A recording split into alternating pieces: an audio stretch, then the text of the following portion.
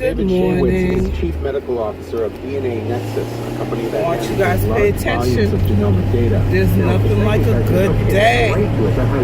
Today is a good day. It is going to be particularly informative. Shaywitz says even if you do test positive for the genetic variant, you might still never come down with the disease. Still, for something like celiac disease, which is on the test, there are precautionary measures that can be taken. I'm Adam Ellington for Marketplace.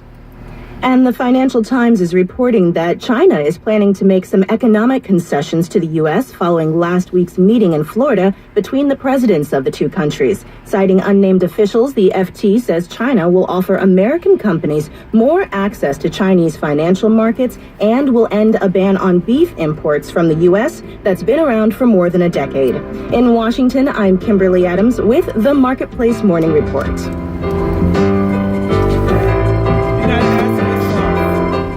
Why did China ban beef 10 years ago?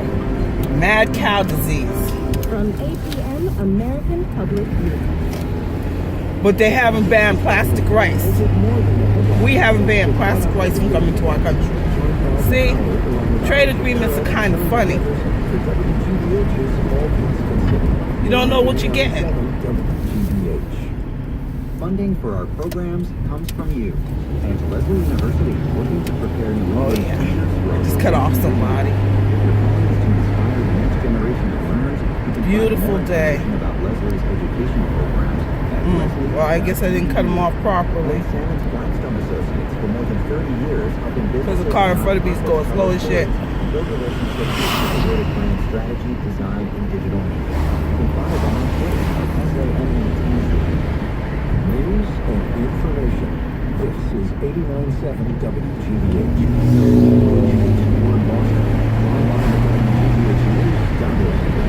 Oh, yeah.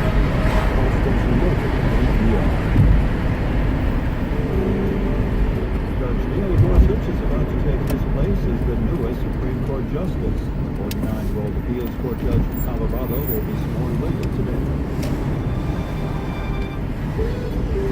Good morning, it's Monday, April the 10th, 2017. You're listening to WGBH's Morning Edition. Republicans are hard to reach a consensus on healthcare legislation. This was a primary commitment that many of us made on the campaign trail to repeal or replace Obamacare. I think we need to get that done just to be good on our word. I had more on that effort with Louisiana Congressman Mike Johnson, a member of the House Freedom Caucus. Canceled classes, more fallout from UMass Boston's budget problems.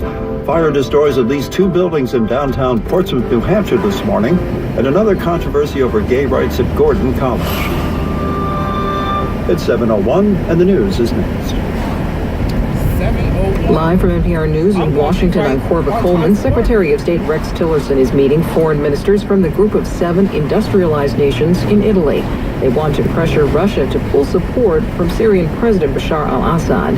The BBC's James Robbins says this became urgent following last week's deadly chemical attack on Syrian civilians. The important thing about this meeting is that it brings together the United States with its most powerful European military allies within NATO, of course. They want to send a very strong message to Moscow that there is international solidarity. They hope to convince President Putin, even at this late stage, that he should back off from his military support for President Assad, ensure there is no further use of chemical weapons, and accelerate the negotiation process to try to bring about a transition away from President Assad. Huge demands as far as President Putin's concerned, but they want to try to get a strong statement for Rex Tillerson to take to Moscow later on in the week. The BBC's James Robbins. The Pentagon has ordered a U.S. Navy aircraft carrier strike group to move near the Korean Peninsula. NPR's Tom Bowman says the order is a show of force. It's not that big a deal. This is a floating version of the Tomahawk missile attack in Syria, basically. Now, a carrier, when you see it off the coast, is very impressive, and it focuses the mind. But it's not like planes are going to be flying off this aircraft carrier, taking out targets in North Korea. It is basically sending a message. NPR's Tom Bowman. The move comes after President Trump ended a 2-day summit with China's president. China is North Korea's closest ally. The U.S. has protested North Korea's nuclear and missile programs. Just last week, North Korea tested a missile that landed in the Sea of Japan.